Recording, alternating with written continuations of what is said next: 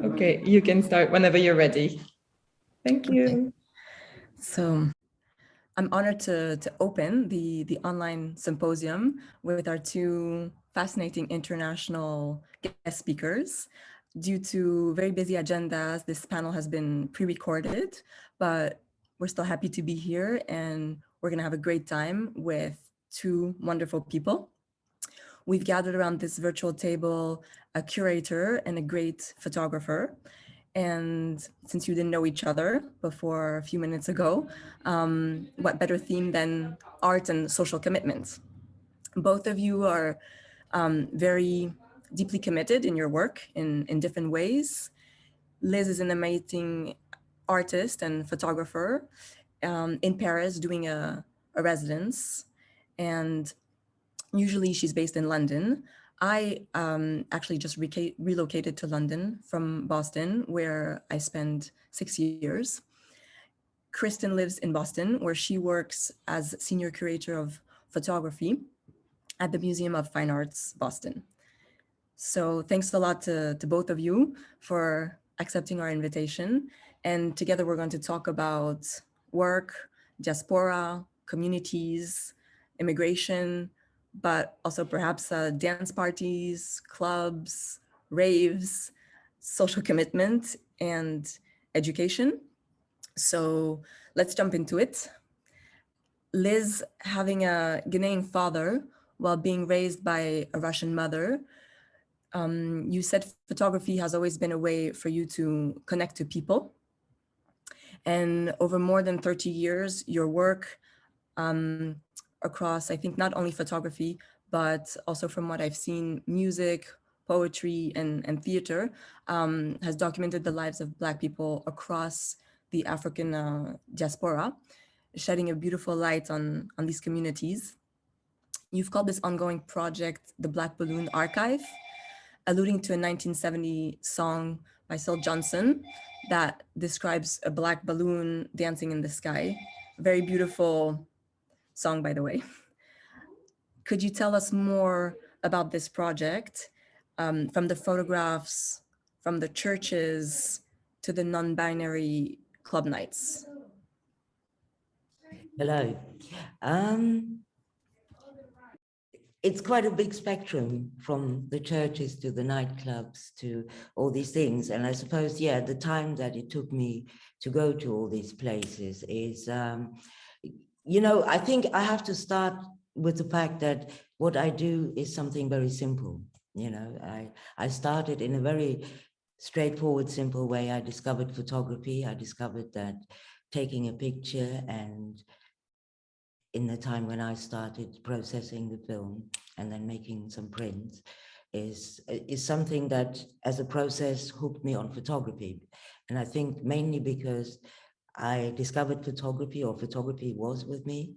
But when I discovered that I could do all these steps by myself, I felt that there's a way for me to develop a voice, and I think it's not something that I had like this in my head when I started photography, but I felt that if I can take a picture, if I can process it, I can be all the way, all along with the picture till I see it, then it means I can show what I see. And for me, that's kind of a very important part of what I do, because I think starting to take pictures, overcoming the fear of taking and approaching strangers and take their picture, those steps, I mean, they are embedded in quite a few years, from beginning and being shy to going out and feeling that I should ask, I think it's more I should than I can, because it's every time people allow me to take a picture, I think I consider that something that for me is very important, that people are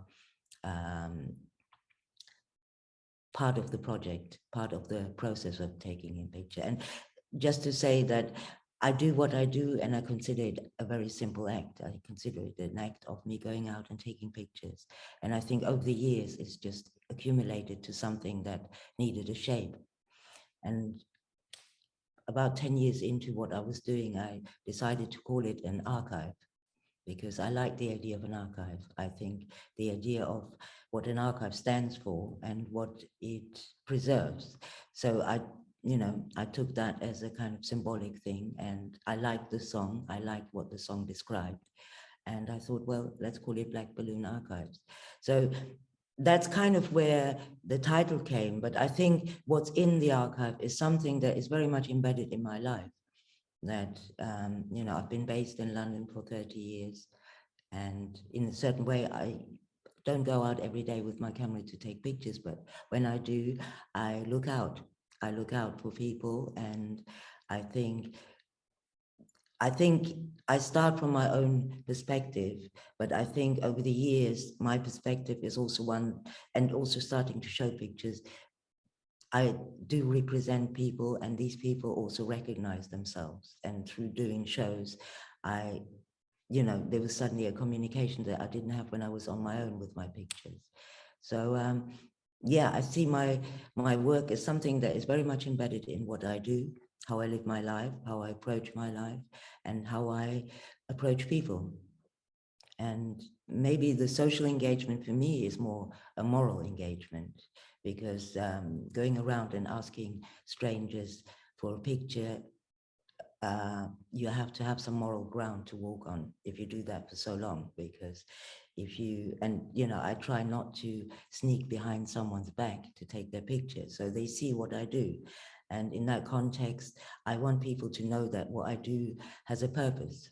And I think for me, the purpose is to collect these moments, to collect people's presence, and to make it visible to others. So make it visible. And you were saying what you do see, but what about what you don't see or what you didn't see?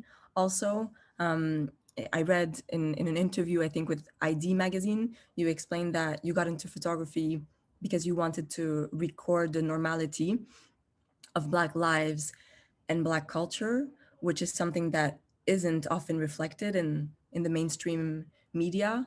So do you feel, well, this is more a question from your photojournalism background. Do you think that has given you the chance to use your artistic practice as a social commitment, like you were saying, for the people you photograph?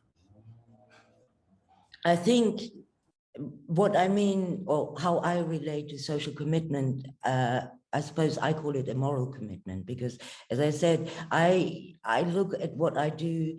I get often asked if what I do is political, and personally, if I could take the political out, I would straight away, but I also think that engaging with other people is an act of politics for me, but I think what I'd like to do with my work is really stay on the ground. I think I want to reach things that are actually reachable for everyone. That's why a lot of my work happens in public places. I don't go out of my way. Sometimes I get into places that seem like no one or only special people can get in. But to be honest, I think what I look for is the everyday, because it's what most people have to deal with. It's also where most everyday battles, or you can call them battles, but they're also joys. They're all kinds of things. But I'm curious about those, because I think that's how I reach people, not by looking up or looking down, but being on eye level. And I think that's what my work is about, because I think when I take a picture of someone, I do want some kind of, one of the things I tell people, and it wasn't in the beginning, because in the beginning I was too shy to really talk. And I think the more I grew into my work, I also realized that actually this moment of communication is very special. And, one of the things I say is, since I've called it an archive, is that I'm going to put them in good company in my archive. And I think good company is also something that I consider a good environment. I consider that if I'm a good company, the people that are around me, I appreciate them for who they are, not because they're this, that, or the other, but simply because I enjoy their company. And I think those kind of symbolic ideas I carry with me. You know, I don't take them out every time I take a picture, but I think when I show my work, it's very important for me to bring out the individual, but also embed it into a kind of community environment, because most of these things come also from communities. Individuals are embedded in communities. And I think that's what I'm interested in when I go out and take pictures. Thanks. And turning to Kristen now, Kristen, you've lived in Paris, in Boston, and even in Cairo, where you worked as a curator and taught history of photography. You're now the Estrellita and Yousuf Karsh Senior Curator of Photographs at the Museum of Fine Arts in Boston. And since we're talking about art and social commitment this week, do you think art can have a social impact? And specifically, I guess, from a museum perspective, through your curating and how you choose what to show? Thank you, Jessica, and thank you to Thanks for Nothing for the invitation to be here this evening. It's a real pleasure, and I deeply believe that art can have a social impact. And I also believe that not just art on its own, but that museums with intentional practices can also have a great social impact. And for my work specifically as a curator of photography, I really strive to make the MFA Boston and the museum world in general a more accessible and inclusive place. And I do this through collecting, adding to our permanent collection of photographs, and also through exhibitions and through programs. So just to talk a little bit about collecting priorities, since I've arrived at the MFA almost 10 years ago, one of my really big goals is not just diversifying the collection in terms of adding more women artists and adding underrepresented artists, but also increasing our representation of the different types of photography. And so because photography is something that's always interested me, because it can be more than just fine art, it can be advertising, it can be propaganda, it can be many things. And I think looking at the whole range of the history of photography, from snapshots to photojournalism to fine arts, is really important, and helps as a museum for us to make a social impact, is to show that range of images and how people are using photographs to communicate lived experience, to communicate specific social messages.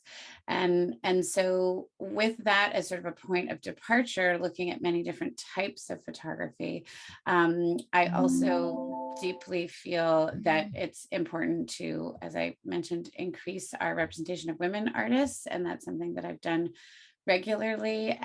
Also, we really are working on growing our representation from different cultures and even from multiple, communities within the United States. So to give an example, shortly after arriving at the MFA Boston, I did an exhibition of 12 women photographers from Iran and the Arab world.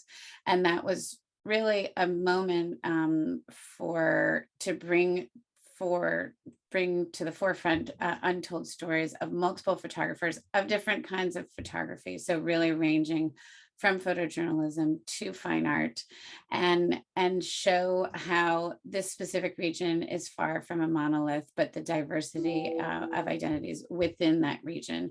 And so I think that's the type of work that I strive to do, is to really bring new work to the MFA Boston, which not only introduces our members and our core audiences, but also I seek to bring in new audiences at the museum. And just to sort of add, thinking about the MFA Boston and new audiences, but also many of my exhibitions have been able to travel to other museums in other parts of the United States and Canada.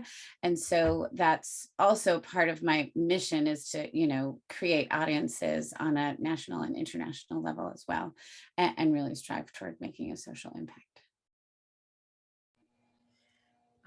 Thanks. So, Kristen, as you know, one of the underlying themes this year is education for the Thanks for Nothing symposium, and also how COVID has affected the most fragile communities, especially in terms of the students. And I know for you, we were talking a few days ago, talking about this panel, and you were mentioning that it was also your first day back at work, physically. And in that context, could you expand a bit on like the narrative you wish to represent as like one of the leading museums in New England that I find is the most encyclopedic or most comprehensive one, and how sort of your work as a senior curator have an impact on the future generations and the students in the Boston area that go through your museum? Yeah, indeed, it's a big moment as we have returned to in-person work, and hopefully we will continue to be able to go in person to the museum. It's an exciting time to be, putting our exhibition schedule back in place. And I would say, as a very comprehensive museum, one of our, most important missions is to be accessible, inclusive, and open. We, through both collecting exhibitions and programming, I think are really seeking to connect with future generations. I can tell you how previous exhibitions that I've done, I've really engaged a great deal with students. The Boston area has many, many universities, and we right now is a little different because of the question of having groups in the museum, but previously I would do at least weekly different presentation to class groups. And this is not just of exhibitions like She Who Tells a Story, where it's really introducing new work, but also an exhibition that I did in 2019 called Viewpoints, which celebrated an important acquisition of the Howard Greenberg personal collection. That collection, which is almost 500 photographs, really brought in some core works that are essential to the history of photography. And it also introduced 80 photographers from the 20th century that had not been in the MFA collection.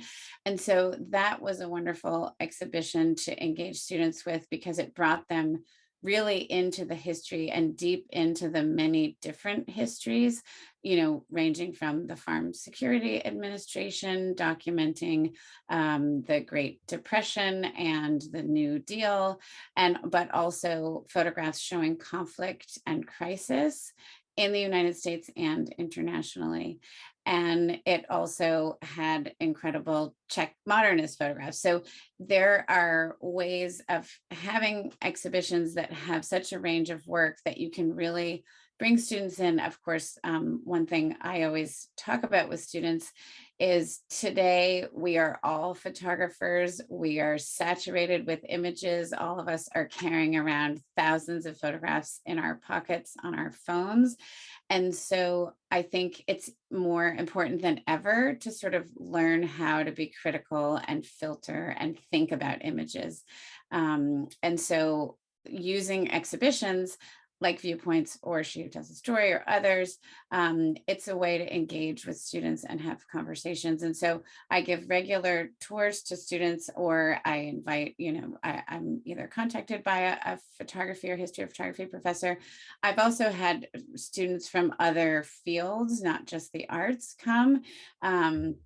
We also, at the MFA, we have a study room, which is a very active part of my work and sort of the mission of the photography department, which is in having a place where students, professors, researchers, photographers, anyone from the public can, contact us with some notice and ask to see things from our permanent collection.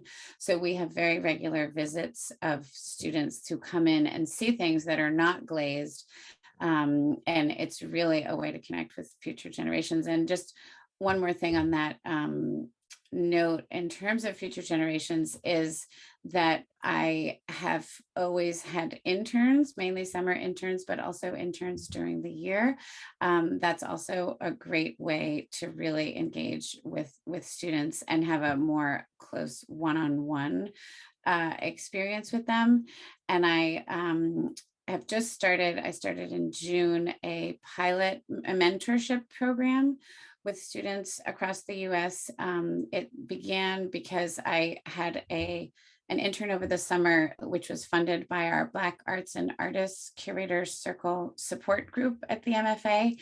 And I had such a wonderful pool of applicants from all over the US that I realized that it was, it felt like a missed opportunity that I could only choose one. So I started this program called Being a Curator 101, which is a 6-month program. And I do monthly seminars on Zoom about the curatorial field, but also bringing in, perspectives of other positions at the museum. Toward the end, I'll talk about curating outside of the museum. And then I also do one-on-one Zoom meetings with, it's about 10 students. And so every other month, we meet individually to sort of, talk through their goals. And it's so to kind of, specifically focus on future generations of students of color in the museum world is something that's really important to me in a way that I'm connecting with future generations. Interesting. Okay, wow, sounds like beautiful opportunities to engage with your audience. And switching back to you now, Liz, I read an article that you lived in West Germany for 3 months with your mother on a tourist visa before it expired, and then you lived as illegal immigrants.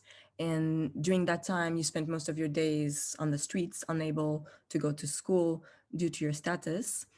And you once said, what I most remember about this time is the pleasure I got from meeting strangers on the street. I think this has affected me as a photographer in a big way. And I feel looking at your photographs today, I don't know if we can say that you're more than an observer, like you participate in the photograph, it seems. And do you think this is a way of participating in a social commitment, like you were saying before, despite yourself, almost? I think, I think there is a commitment because I think there's interest, for me, usually to approach someone or to think, I'd like to take a picture is because there's an interest. And I think that interest, again, is something that can come out as very small things. I think what I'm trying to find, and I would not never classify myself as an objective observer. When I'm interested in something, I want to approach it. So I'm not objective, I'm subjective in the sense of my interests pull me to someone. And I think on that level, I try to kind of engage people. And, a lot of the work that I do, what comes out is that I ask someone for a picture and then they tell me how they want to be seen, what they want to have behind them, how they want to pose. And those kind of things for me are very interesting because it's actually something that I'm trying to look out for in my work, is to create a space, literally, for people to show themselves, to show whatever they want to show. And I think I think for me, the social engagement is one that I suppose is the engagement that I use to get through life. It's like if I need to ask someone something, then I approach them. So I see those gestures as very simple. The fact that I take pictures is that I find them very important. That I find them important, that I find them important to be also visualized. But I think it's very important for me to have these engagements. Besides the fact that I love photography and I love to take a photograph, I think that doing my work has really enriched me as a person, because yes, I think without a photograph, I probably would have never met these people, you know. So I think there's a combination of things where I feel that I like to walk around and catch my picture the way it just happens. But obviously doing it for so long and also having been trained as a photographer, I'm not totally innocent. I go in there and there's certain technical or certain ways of how I like to shoot. But on the whole, I like to actually just create a space for people to feel good about themselves and show it. And I think my personal background is one that I suppose kickstarted something, but I think it's not more than any other artistic endeavor that you start, because you start somewhere. And a lot of times I think artists start with themselves, with their own perspective. And when I look at my work now, when I relate to my work, when I show it, it's not a personal perspective, you know, not a personal one where I have to have my life story in order to take my pictures. I think the questions that I had when I started taking photographs, when I realized that with a photograph, I can actually go and ask strangers, I can communicate with them. That's something that for me is a personal pleasure, and the photography is something that I can offer in a way. You know, a lot of times people ask me whether I'm a street photographer, even a journalistic photographer, and I'm like, I think I'm closest to a studio photographer. It's just my studio is outside. You know, I like to have every option for a backdrop, you know, that I find on the street. I also like people engaging in, you know, how people show themselves in public, because that's not all there is to a human being. But I think those moments that we cross paths are for me important and interesting.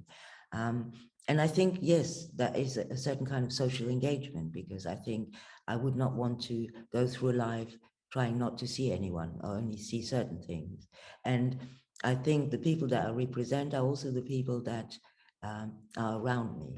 You know, I think in London, that definitely represents my neighborhood. It represents my neighbors. It represents a big chunk of what London is about. When I go to other places, it's very similar, because, you know, the diaspora is what it is. It's everywhere. So, you know, I follow those links, those passes, I meet people. And I think for me, that's a way of, like in Paris, for example, to find out what's the vibe in Paris. You know, there's many vibes. So I look for the one that you know, I'm attracted to. You know, there is a subjective kind of way for me to move about my work. But I think in that context, I always represent what I'm interested in through other people. So there is a social, moral obligation there, you know, because I think to do what I do and always kind of try to get away with some kind of statement would make for a bad life for myself. And I'm not into that, you know. I don't want to live a life full of, you know, false kind of like, you know, I don't want to lie to people. So I tell them straight away what I do is I do an archive and I like to collect good company. And that's about it. And going back to your background, like you were saying, I read that in 1985, you stayed with a Russian family in a Black neighborhood in Brooklyn. In an interview, again, you said, I'd never been in a Black neighborhood before, and I didn't take any pictures then, but my memory of what I saw made me want to start taking pictures. So in retrospect, how does your photography fulfill the duty to act in the best interest of our society as a whole, or is it not a consideration at all, like you're saying? Or is there like a moral imperative that pushes you to document and show, in your own words, the ones that aren't represented anywhere? Because I know there's also a difference between not only like the techniques you use and lots of different materials, but also some photographs are more staged, or you're saying the street is your studio, and others are more spur of the moment. Maybe can you describe that for us? It comes out of the fact that, first of all, my work is very physical. You know, I shoot on film. I end up with negatives, I end up with prints. So I've always lived with my work in a physical presence. And that physical presence for me was always very important because, you know, the fact of, for me, the act of taking pictures, the actual photographing is very important, but the process of then reaching the moment where you see the picture or where you touch the picture, all these things physically for me are very important. And I try to show them when I show my work. So I show photographs on different surfaces, and I think what it is for me is a pure, or how I got there is pure exploration of what to do with pictures, how to show them. And I think one of the things for me is that, you know, my relationship to photographs comes from the fact that I grew up with a lot of photographs that represented my family that I've never met, but that were there in pictures. So there was a kind of ritual that me and my mum had where she would put out the pictures and tell me about this and that person. So there is a certain, as Jessica said, photography has many different functions. And one of the functions is just to carry family or carry memory in, you know, sometimes just in one picture. And I think that kind of element of photography I really like, besides the fact that I can take the picture myself. So I think those two things, and I guess the physicality of photography that I like, is something that I like to bring into my work when I show it. I start very basic with, as I think, just taking a picture, but I think the process is important because I think that, you know, I don't see myself as someone who goes out there and fights things. I think I am someone who goes out and sees things, and this seeing I want to record. And I think my first reference is myself, in the sense that I want to know. But I think when I started showing work, I realized that a lot of the work that, for example, I did in London represents people's memories. You know, I did a show in London where I tried to really represent the community that was around this gallery. And people left notes saying, I saw my uncle, my auntie, you know, I saw my wedding. And, you know, for me, that is one of the biggest discoveries, actually, after doing my work for so long, that actually people can come to my show and see their uncle and see their wedding. And, you know, I say that in a kind of, you know, in a symbolic way, but it's, in a way, these are the people who are actually my audience. You know, when I take a picture, I take the picture for the person that I photograph, and I take the picture and I say, I make sure it's in good company, I look after it. And when I show the pictures, when there is a chance that the people that I represent can come and see the work, I think that's, for me, the most wonderful thing, because, you know, I don't come and show them something that, you know, that is familiar. And everyone else is invited too, because I think the things that I show, they are not so much, you know, for me, it's a human perspective. I think, you know, that's kind of how I can sum it up. I think the work that I do because I'm a human being. I want to know things, and my first point of reference is another human being, you know, and I think I try to keep it on those levels, because I think that I've been doing it for so long, and I think the drive for me is still the same, you know, because I still go out and I bump into people, and I want to know, and I want to fix that in a picture. And I think that in itself is, I never use the word social engagement. I have to kind of maybe say that, because simply if I would use it now, it would not represent how I move around, you know. I'm in my work much more direct, and I think I also avoid labels. I avoid any, you know, we use words now that we didn't use 2 years ago, you know, simply through the times we went through. So for me, it's a thing to still stay on the ground, do my thing, and I suppose record, you know. And I think, you know, I just landed in France, and I can say France is a place that polishes history every 5 minutes. Everything is, at least in central Paris, is history. And, you know, that's a very rich thing to have as a nation, as a human being, to have history. And I think that's something that, you know, my work is part of that, creating some kind of history you know, and I think sometimes history is preserved very well and presented very well. And for other people, well, they have to preserve it for themselves and they have to present it for themselves, and they have to use also other language to show this history. And I think those are the things that go through my mind when I try to show my work. I think the pictures are simply what they are. They are photographs. I'm a very traditional photographer. But I think when, like, I have a show in Amsterdam now in a few weeks' time, but it's been sort of around my system for the last year and a half. And I think one of the things that for me, also through the times that we're going through, was very important to consider that I want to stay on the ground, you know, because, you know, when things shake up in a big way, usually on the ground, things topple first and also pay the price for it. And I think if we are in a time where, again, a word that I don't really use, inclusivity, if we want to do that, then we have to be real and do it on an everyday level. And I think that's what I want to show in my work, you know, that it's a human perspective. It's not, yeah, a human perspective that we all can see, that we all should be able to relate to.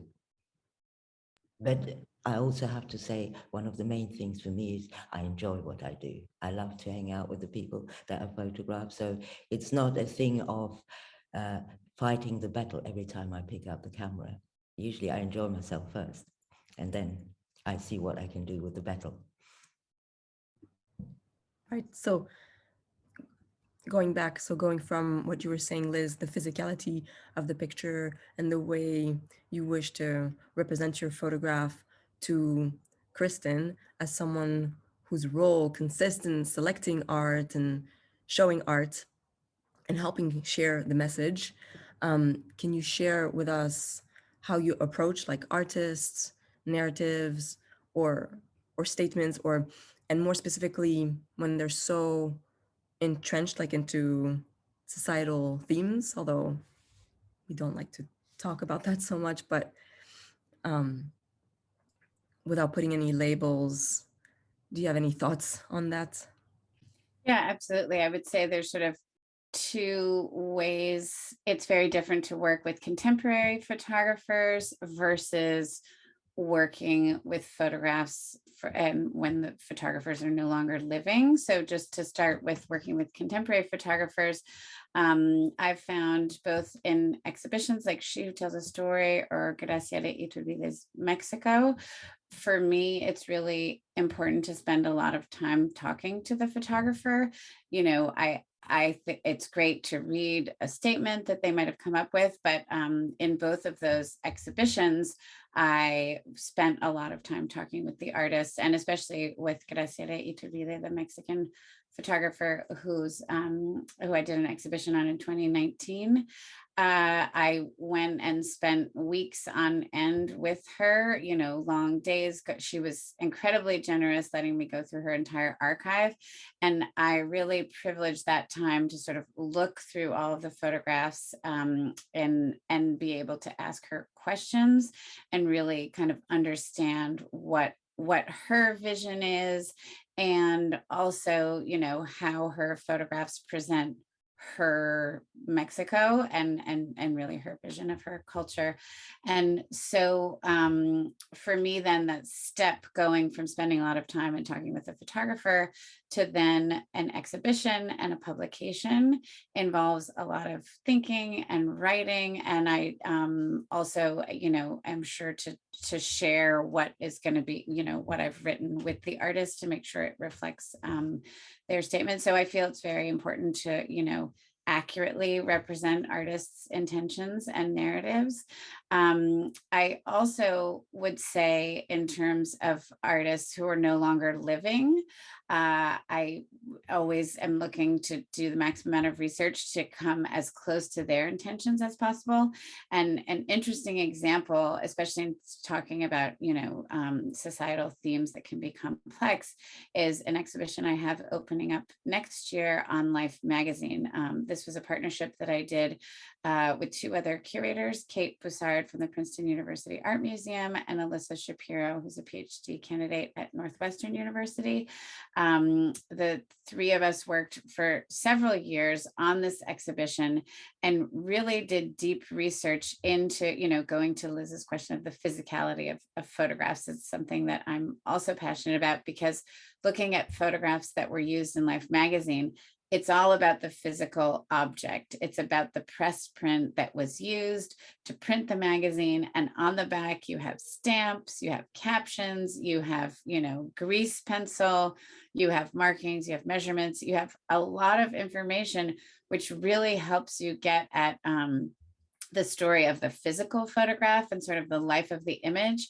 But what we also discovered in this exhibition that will open at the MFA Boston in a year from now, in the fall of 2022, is that we found a lot of the photographers' notes about what they had been photographing, and those are called caption files. And in many instances, we would find something, a photographer like Charles Moore, for example, who wrote really about the injustice that was happening while he was taking photographs, with police officers letting, having dogs attack Black protesters who were peacefully protesting. And Charles Moore's notes about that are very clear. However, in the magazine, when it's published, we show how the editorial choices that were made were a very different editorial bias. And so that kind of getting into these narratives is very complex, both contemporary and historically. But in specifically with the Life magazine exhibition, our whole intention of the show is to really reveal how photography is so essential to the magazine, and also how photography of the 20th century was such a collaborative process. And so there was the caption writers and the note takers and the reporters and the negative editors and the picture editors and the layout artists. And so, I think this larger question of finding a photographer's or kind of how I approach a photographer's narrative or statement becomes really complex depending on the context. I think particularly in the picture press from the 20th century, it's important for us to get away. I mean, I guess in all of life, but to get away from the single story. The Life magazine is frequently the story about the photographer, the editor, the picture, but to really get into all of the, people and voices and opinions that were involved and all the decisions that were made by many people. So, there's sort of a range in which I try to address societal themes through exhibitions of photographs. I would also just like to add, beyond exhibitions, in terms of thinking about artists' narratives or statements, when looking at the MFA collection and thinking about, what do we need and what are the gaps that we have to fill? What have we not collected over time? I can give you a sort of, clear example of previously we had a wonderful group of photographs of Mexico from the 20th century taken by all non-Mexican photographers. We have amazing images by Edward Weston, by Paul Strand. And we had maybe a few by Manuel Alvarez Bravo, but very few in comparison to all of the non-Mexican photographers who represent, whose images represent Mexico in our photography collection. And so for me, fundraising to have this major acquisition of Graciela Iturbide's work in our collection was hugely important. We have now, 38 photographs by her in our collection. And so it's really, my intention to be able to show in our collection, to have images of Mexico made by a Mexican artist. And, we've since collected a large group of Lola Alvarez Bravo, who we didn't have before. And, one more example, just, within US photography that we have in our collection, in the Howard Greenberg collection that I mentioned, we have sort of a wonderful core of some incredible images of Coney Island. We have Walker Evans that took them. We have Leon Levinstein. We have Sid Grossman. And they're wonderful scenes of this moment of leisure and important US popular culture history.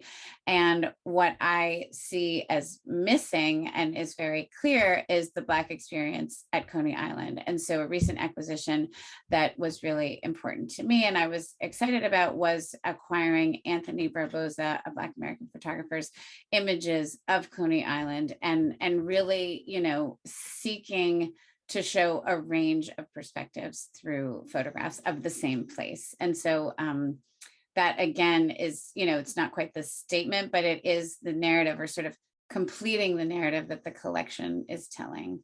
And so this way of looking at our collection sort of as a, you know, in our department, we talk a lot about there's the collection's like a tree and we've got the core and the trunk and we've got branches and we want to really, you know, grow in that way and grow in a intentional way of diversifying our collection. And speaking about photographers, like you're saying, that have passed away, for example, the artist and photographer Malik Sidibé once said, "It's a world, someone's face. When I capture it, I see the future of the world." Kristen, would you agree with that statement? And how much does this influence, again, what you choose to show at the museum? Yeah, it's a great quote by Sidibé, and I do believe, you know, that it's wonderful first to sort of hear his way of viewing the world and the future. And I think that can be applied to what I was just mentioning about the collecting strategies that we have, is that we want to capture a whole range of you know, representation in our collection.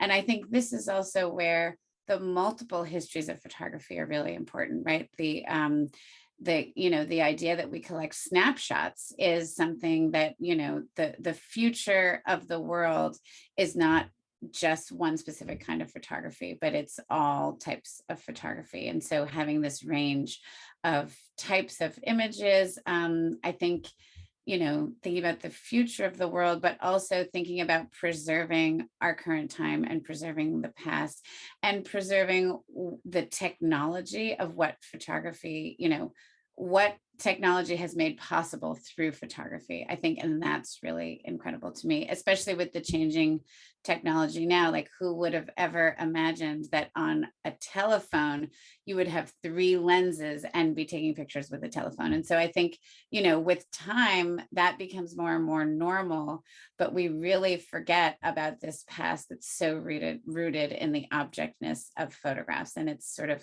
you know, becoming more and more ephemeral. And so yes, photographs can show us the future of the world, but also I think not just the images, but the physical photographs, I think we need to hold on to. And, you know, it's great to hear Liz talking about that as well, because I think, you know, we need to band together between photographers and curators and other image makers in terms of just, you know, remembering the tangible impact that I think photographs can have. Thanks, Kristen. And to start concluding our panel discussion, I just wanted to mention that, Liz, you just received the Women in Motion 2021 award of the famous Rencontre de la Photographie d'Arles, and ask you how you feel about getting the prize as a woman, although we don't like labels, as a product of immigration, as you said, and as an artist, perhaps?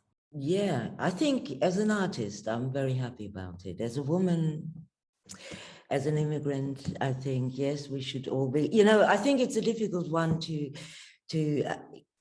I'm always grateful for a prize. I'm always very grateful for people recognizing my work, because I think recognizing my work is also, you see what I want to show people. So I think that's definitely a good thing for my work. And I appreciate the prize that I got in. I don't mind that it's a prize for women. I think I can jump over that because, you know, I live as a woman, so sometimes I have to deal with that label, sometimes not. It's, you know, I think for me, those things are not so important, but I do think when I got the prize, it did make me think, how many female photographers do I have in my collection?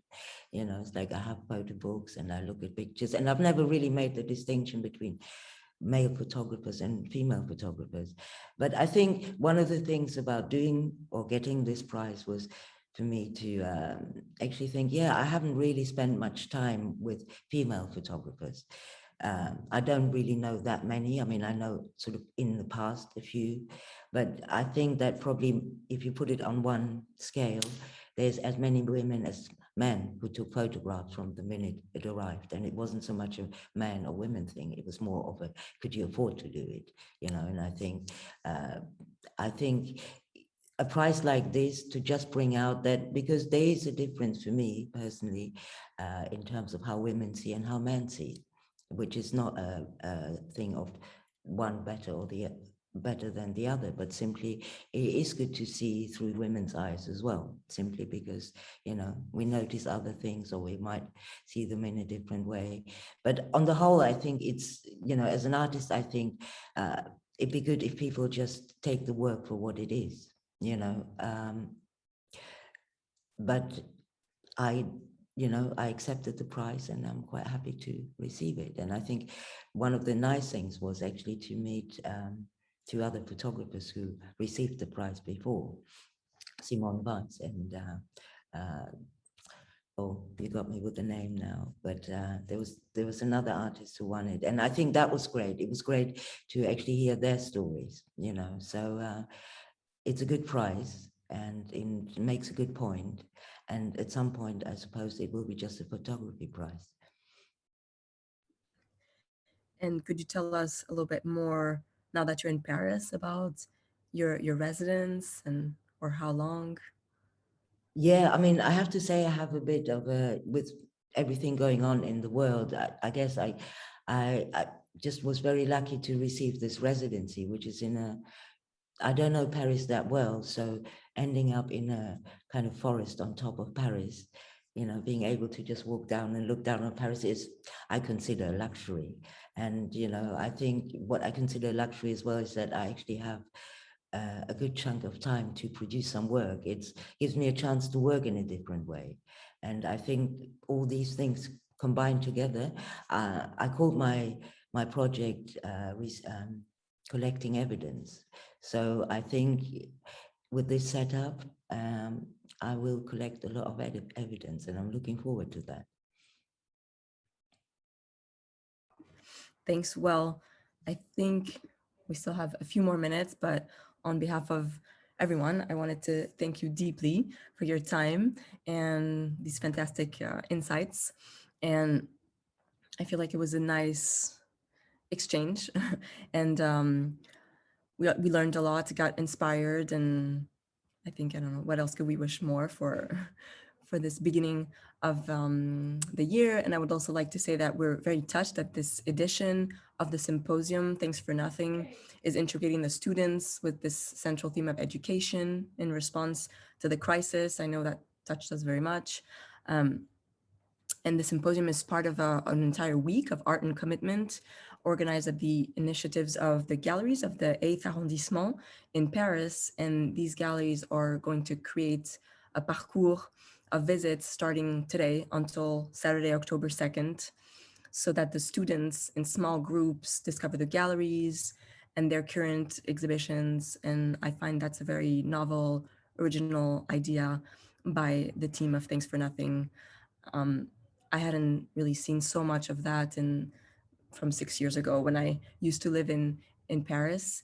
And I know also there's a collection of art books that will also be organized throughout the week so that each student can continue their experience at home.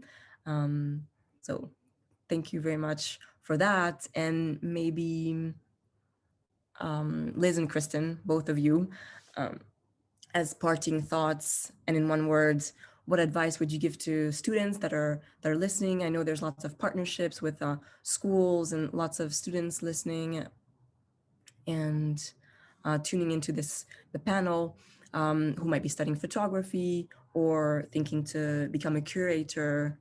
Any advice for them? Well, I think I can only give an advice from the position that I come from. And my position towards a student is that I've been around the corner a few times. So my suggestion is that don't rush. You know, I think the beauty of youth and the beauty of starting something is to discover. And when you discover, don't rush yourself. You know, I think it took me a very long time to know, you know, it didn't take me long to pick up what I want and what I love doing, but it took time for me to get to the point where I actually felt comfortable in knowing what I'm doing. And I think this is just, it's not in everyone's nature, you know, some people like to rush, but I used to think I like to rush things. I want it now, till lifetime taught me that no, you can't rush things that need time. So I think, yeah, don't rush time. That's great advice, Liz. Thank you. It's a good reminder. Graciela Iturbide also always says there's time. And something that she had learned from her mentor. But I think for me also, I can give advice based on my specific experience. You know, you've heard a little bit about how my exhibitions or books are really meant to bring untold stories to the forefront and to shift perspectives and open cultural dialogues that begin with art. And so to do that, I think the most important thing is to look and physically be in person, but go to as many exhibitions as you can, go to as many galleries as you can, look at photographers' work, look at artists' work, look at public art, you know, go to museums, fairs, festivals. And I would say that's one of the best ways to get an art education, is to just spend time looking at the work of others and be inspired and continue to do what you're most excited about, whether it's making art or thinking about it or talking about it or, you know, or commenting on it. So. Thanks so much. Thanks to both of you. And thanks to the entire, thanks for nothing. Thank you, all of you. Thank you. It was amazing to have like three passionate individuals, I would say, not to put any label on it, to speak about all those topics. I was wondering, because it's a you know, like, we'd be happy also to have Kristen and Liz, maybe, if, you know, Kristen, maybe in regard to what Liz was saying about her practice. And I was wondering maybe if you have, you know, how you felt about it, or if there are things, if there are any questions that you would like to ask Liz, or some, you know, like some topics that you would want to discuss in regards to, for example, like the collection that you have, or the photographs that the photographers that you're used to work with. And, you know, and also vice versa, Liz, if, you know, in regard to what Kristen was saying about all the programs that you develop to educate the general public. I was wondering maybe if you know, it would be interesting to have both your insights on each other, like conversation, what you said.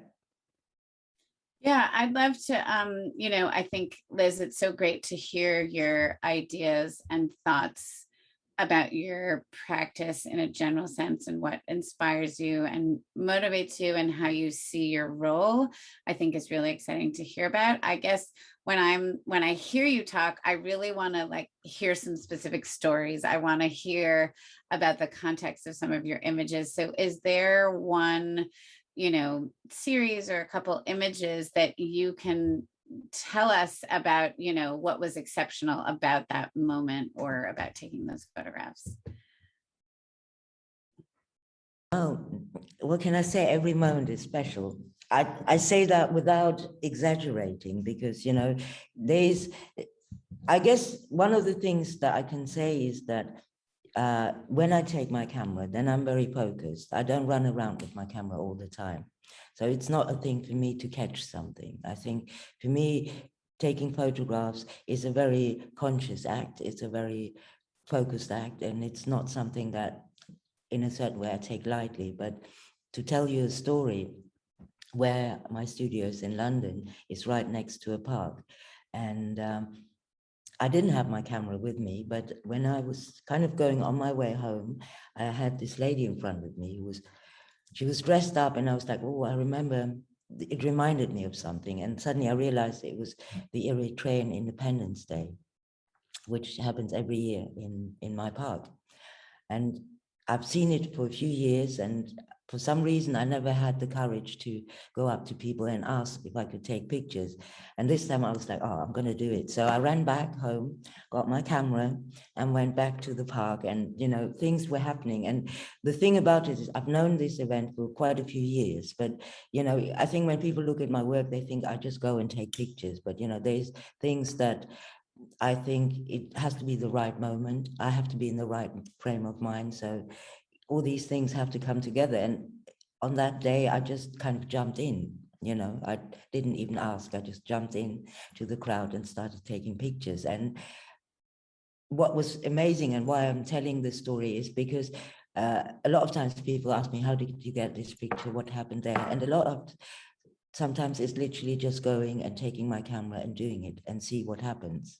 And it was wonderful because in this particular event, the women were in charge, and the women accepted me. And once they accepted me, you know, it was suddenly I spent, you know, 2 hours just taking pictures of people and engaging with them, talking to them. And, you know, I find it difficult to explain this kind of situation. I think I try to capture that in my pictures. And I think when I say I'm not a subject, you know, kind of objective observer who tries to, you know, stay somewhere where I just observe. No, I like to jump in. I think that's for me also what my pictures have to represent, something that is actually reachable, you know, not something that you can stand and observe. And I think those kind of moments, like the Eritrean birthday party, or just before I came to Paris, these two young men were walking in front of me in the park, and they both had crutches, each one of them one, and they just looked like twins with crutches. So I had to stop and ask them, and you know, they injured themselves at the same game, they're best friends, and same injury. I love to pick up stories like this, you know, so this is what I mean by every day. I think when something like this catches my eye, I also want to know the story. And for me, the thing is, you know, when I show my work, when I make, and I guess one of the aims for my work is to make my work physical. So I use prints, because I think all the senses that we use have, they can be involved in looking at a picture. You know, you can, you know, if you're very nerdy, you use your sense of smell to see what the paper tastes like. You know, you use your sense of touching, use your eyes. And I go through those things in order to I guess, look at my pictures. And I think that's something that I'd like to show when I show my work. And I think that's the kind of elements my work is based on. Yeah, I don't know if it answers your question, but yeah, no, it's really great to hear some of those specific stories, and I would love to hear about your editing process. Are you, you know, it sounds like you're very in the moment and part of what's happening. Do you tend to take a ton of photographs and then do diligent editing right away later, or do you take fewer photographs and sort of do the editing with your eye? I'd love to hear a little bit about that process, and then sort of the temporal distance with, you know, do you need to wait for a long time to edit, or do you have to do it right away, or what is your process like? I think if I think about it, my process pretty much from the beginning was, as I said, I discovered photography, but I discovered at the same time as I discovered taking pictures, how to process film. So the darkroom is quite an important part for me. And I don't, actually through Corona and all that, I went back to actually processing my own film in black and white because it just made more sense. But I think the normal process for me is that I take a picture. Now I scan the negatives, and I work a lot in sketchbooks because I think, as I said, for me, it's a physical thing, but it's also one where I want to see every picture. So I usually, you know, print them out. I make sketchbooks, and these sketchbooks are, I don't have one here, but I can send you some samples. I think the idea of the sketchbooks for me is they were kind of a lifeline because, you know, at some point I accumulated so many pictures and I wanted to see them all. And this was before scanning and before computers. So I started to compile them in books. And because as I look at myself as a very traditional photographer, so, you know, ultimately I wanted to have a print, but, you know, I didn't have access to a darkroom, or so these sketchbooks became kind of a playground for me to use pictures, keep pictures in whatever way. I either photocopied them, I cut them out, you know, I could do things that as a German trained traditional photographer, I would never do to photograph, but suddenly in my sketchbooks I could. So they suddenly got their own life, and I have over the years many of them.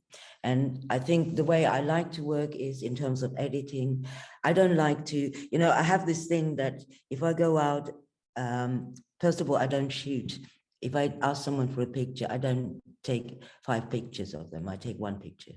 So I don't, you know, I don't overstretch the moment, because I feel that it doesn't, if I don't get it in the first, maybe in the second, then I'm not ready for the picture. So I don't shoot.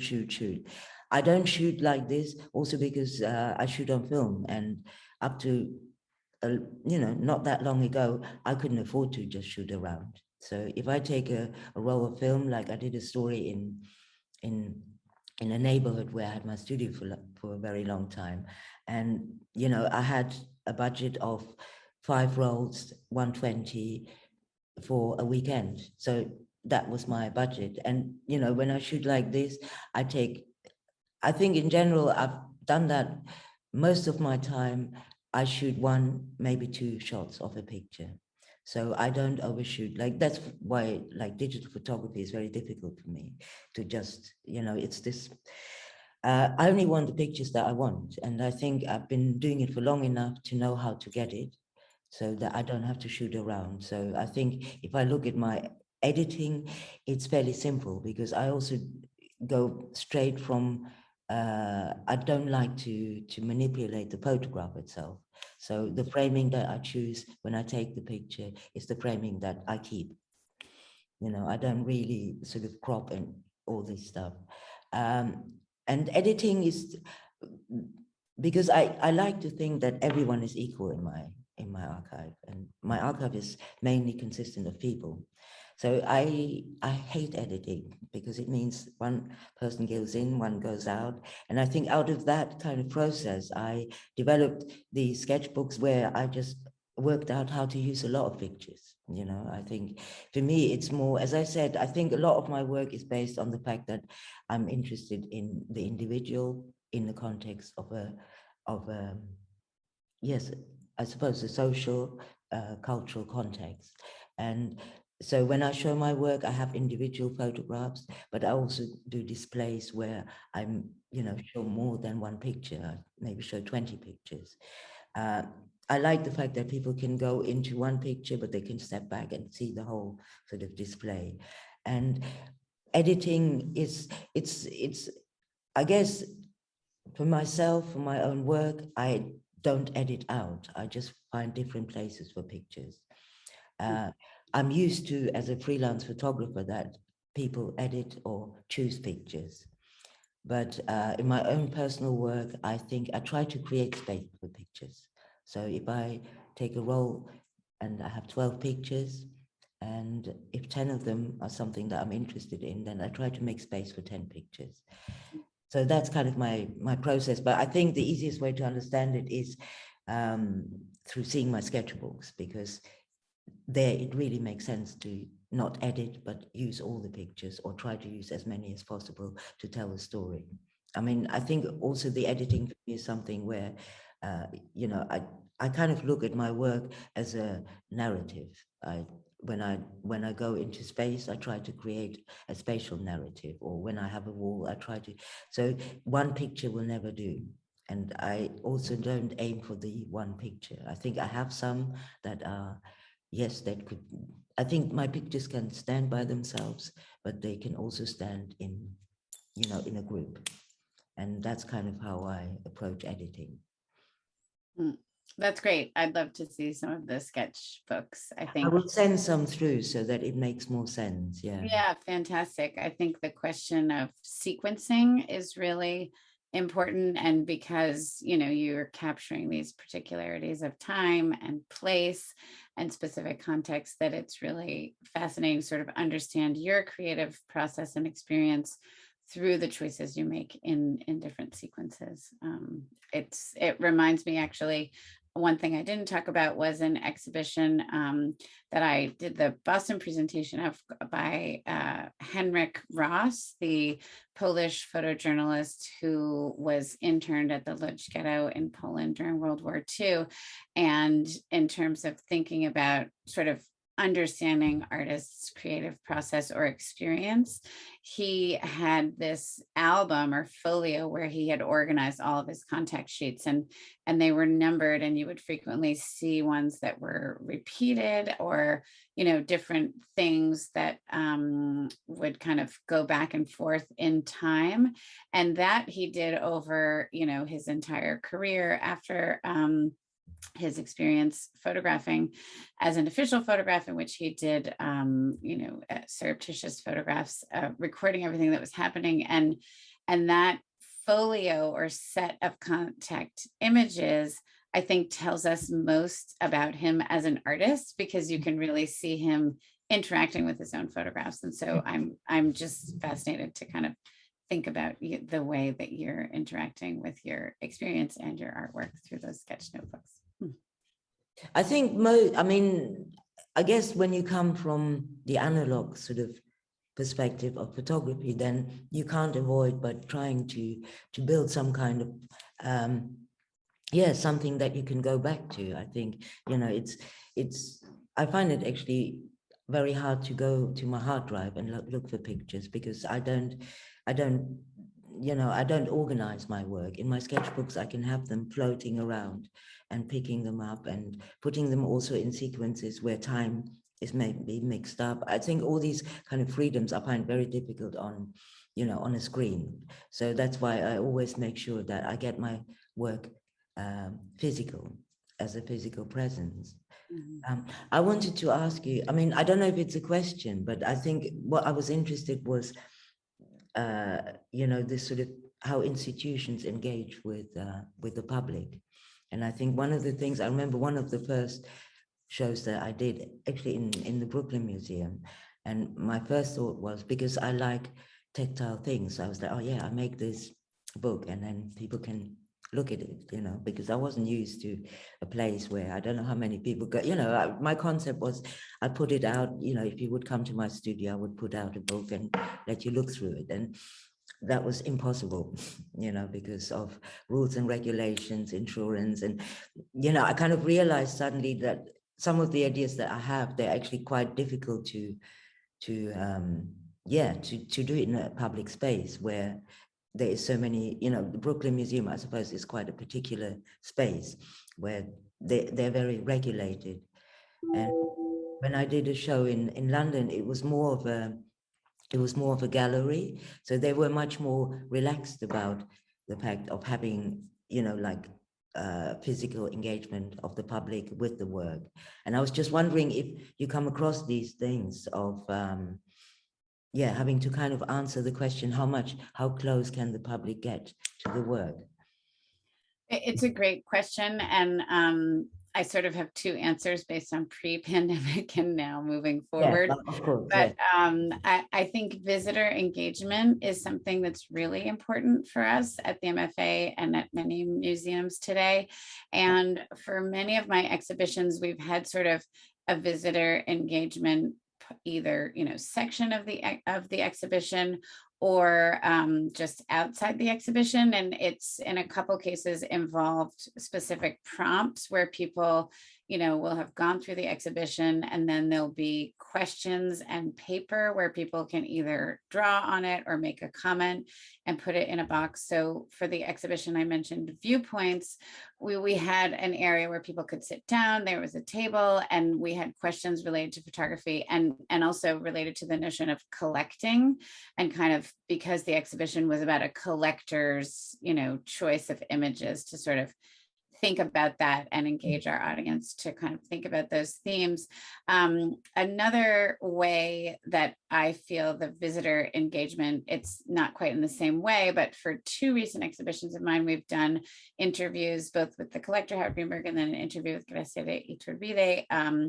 And it's a way, the public isn't necessarily writing something down or leaving their memory there, but it's a way for the visitor to sit down and really, maybe spend 15 minutes listening to the voice of the artist or listening to the voice of the collector. And that, to me, is part of that. It's in a way not quite equivalent to coming to your studio and being able to write, but it's at least a way to kind of hear you as the artist or the person being featured in the exhibition. Another moment of visitor engagement that I felt was really exciting and successful was the Memory Unearthed exhibition on Henrik Ross. We thought a lot about, should we ask people to bring in copies of photographs that they, have used to preserve a memory.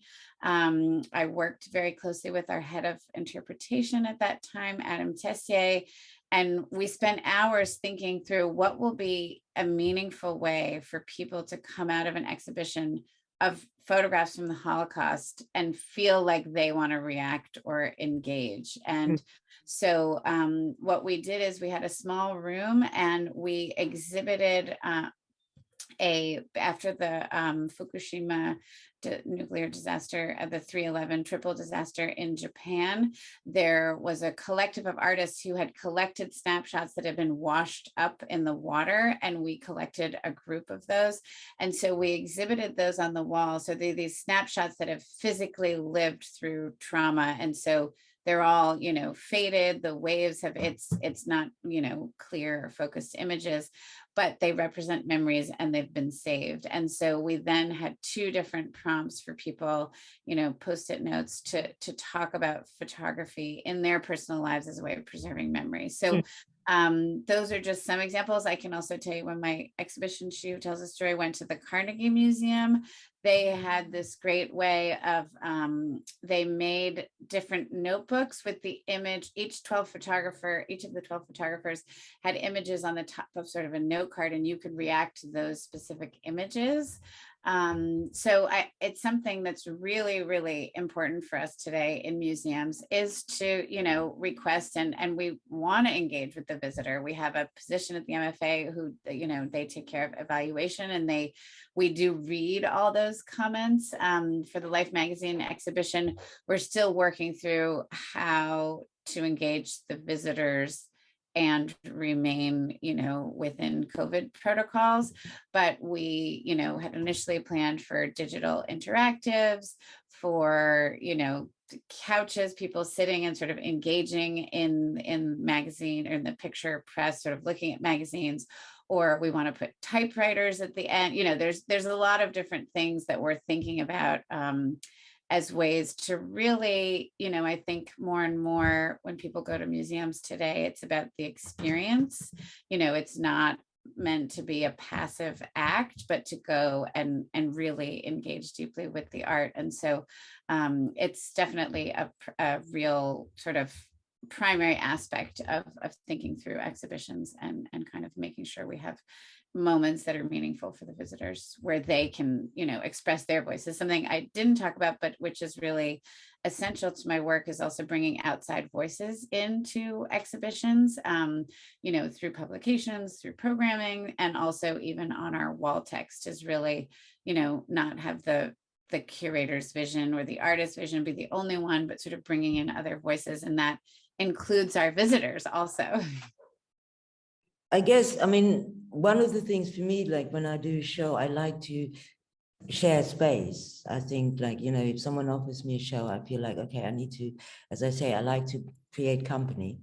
So I usually invite other artists to, like, I had a show in London where other artists came and either reacted to the work that was on display or just picked up from there and told their own story. And I always feel that, I suppose one of the things that comes out now is that institutions want to engage the public. And I think one of the things about the public is actually not all, how can I say, it's very multifaceted, the public, you know, how they like to be in a space. And I think one of the things for me to have for example, an exhibition space is to also give people a chance to move around the space in a different way or engage with it. And I think, like, bringing other artists in, because as a photographer, you kind of like, you know, I try a lot of things, but I'm a visual kind of person. But I think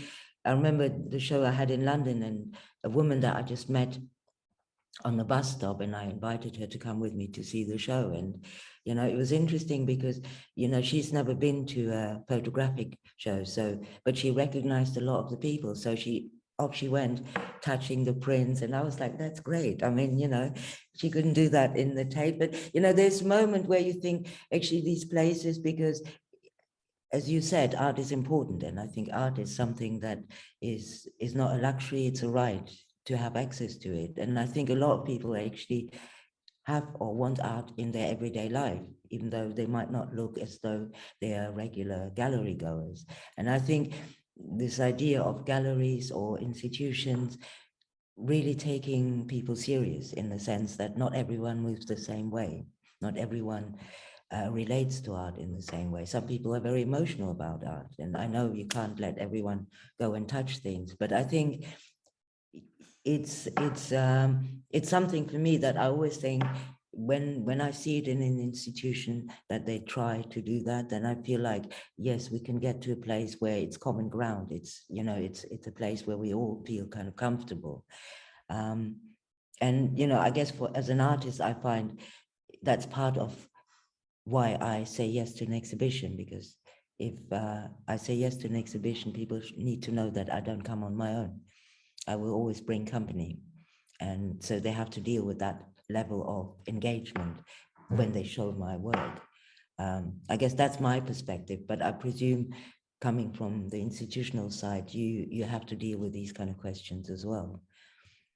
Yeah, absolutely. And it's great to hear you talk about it, because the visitor experience for us at the MFA is so core to our mission. You know, not only thinking about who the artist will bring in, but also, you know, all of the different audiences. And I liked hearing how you think about the space. At the museum, the sort of core team of an exhibition is the curator, the interpretation, you know, the interpreter who does basically the editing of the wall text, and also is a great, you know, person to talk through larger ideas and narratives with. So it's curator, interpreter, designer, the exhibition designer, and also the graphic designer. And that connection and relationship is really important as you know, really think about the space in all the ways, you know, whether it's just the kind of very, you know, what you would imagine thinking about where is the sight line, but also we spend a lot of time, you know, I'll share the intentions of the artist or the collector or my intentions for the exhibition, and that will then inspire our exhibition designer. And we have 3 exhibition designers, and I've worked with all of them. They all do wonderful things and that are different, and it'll be, you know, sort of based on learning about the work, learning about the narrative for the show, that they might choose, you know, some really dynamic short diagonal walls to bring people through, or they might choose, you know, some really dramatic and sort of more kind of geometrical path to go through. You know, an interesting example in working on the Viewpoints exhibition was something for me was, you know, the exhibition was divided into 9 sections, but I didn't want it to be a prescripted way of walking through. And I wanted it to be very clear that those are not, really strict sections, but it was just a way to guide the visitor. But it didn't mean that, one of the photographs in the fleeting moments couldn't have been in the conflict and crises. So with the designer, she redesigned it multiple times and sort of made it a space that people can flow through and not feel like it's a prescripted way of walking through. Whereas in something like the Life magazine show, we do have pretty clear, 3 main sections with sort of these sub examples. And of course, visitors are free to roam as they please or with what they're drawn to, but we do have, a kind of progression of ideas that it might be more sort of impactful when you get to the end if you did see this beginning part. And so it's really a huge part of my work is the work with the designers, and the designers do incredible things. I was really touched or kind of moved, I guess, not having gone to the museum for a long, of course, basically a year, or not having gone to an exhibition, I should say. And so, the pandemic began in March 2020. I had gone back to work a handful of times just to do specific things with objects. But the first exhibition I went to with my family in March 2021 was an exhibition of Monet, the MFA Boston Monet collection. And I think just to think about the space and how people can react differently is that those works are in the MFA collection and I see them on a regular basis, but the designer, Chelsea Garnay, and the curator, Katie Hansen, and the rest of the team, the interpreter and others, worked to create a really incredible experience. It was designed in a new way. The lighting was incredible, the space, the colors on the walls, everything made it, we went to see the Basquiat exhibition and we went to see the Monet show. Both were incredibly designed, but I think seeing the same work that you've seen many other times in such a different way was just a reminder how much the design can count in that example. Sorry, I've gone off from photography, but it's about the space that we share, right? No, it's interesting to hear, I think, because it's something that I feel, I think one of the things about suddenly being able to show work is to, I remember the first time I did it was like, because I was just used to people coming to my place and I would just pick out pictures and show them. So there was a direct kind of contact. So to just leave your work somewhere and leave and not know what's happening and how it happens, it was an interesting experience to sort of come out and say, okay, you can actually do a lot with design. You can being in a space, also use people's experience in terms of having done shows. I mean, it's something that came, quite late into my life in terms of having to deal with, but I'm actually feeling that it's a very interesting thing to discover space and how to deal with it. And also in particularly with photographs, I think, because there is this kind of presence of photographs on the screen, but actually when you put them into a real space, they tell their own story. So I'm personally, as an artist, I'm very excited about using space, and I think that's. I feel the same way. That I feel that photographs, as opposed to sculpture or other three-dimensional works, present a unique opportunity for design, because you can have a really dynamic installation, whether it's where you place the walls, how long the walls are, or whether it's the color of the walls. I think that design can really inform an exhibition and the way visitors, experience works in really meaningful ways. So it's very exciting and an essential part, I think, of, this idea of presentation and thinking about the visitor experience and wanting to welcome our visitors and, make something comfortable and appealing and compelling. I was saying that, no, I really enjoyed even though we were not participating, I really enjoyed the conversation you had. And thank you, Liz, for saying that your work also is a battle, and before you found the way you act as a photographer is also a battle. I think it was really a strong moment, and also for saying that art is a right, that everyone has its right as well. So anyway, there was a few moments that were fantastic, and thank you so much also, Kristen, for sharing the programming that you've been and the work you've been doing for 10 years at the MFA. I think it's wonderful for specifically a French audience to also understand that there are a new approach of being a curator in a museum, because I mean, you know, the approach very broad and open that you have is not that common in France for all the institution. So I'm sure for both the students, but also for the professionals of the art field that usually are really, because this is our network, are part of our events, I think it will be really interesting to also have like this new connections with you. So anyway, it was fantastic. And so thank you again so much. And Aska, what were you? Thank you so much to all of you. Great. Thank you for the Pleasure. It was invitation to such a great participate. talk to listen to, and we're very excited to share it with a larger audience. Thank you so much. Good luck, Liz, for your stay in Paris. Enjoy 6 months in France. I will. I've already started enjoying, so.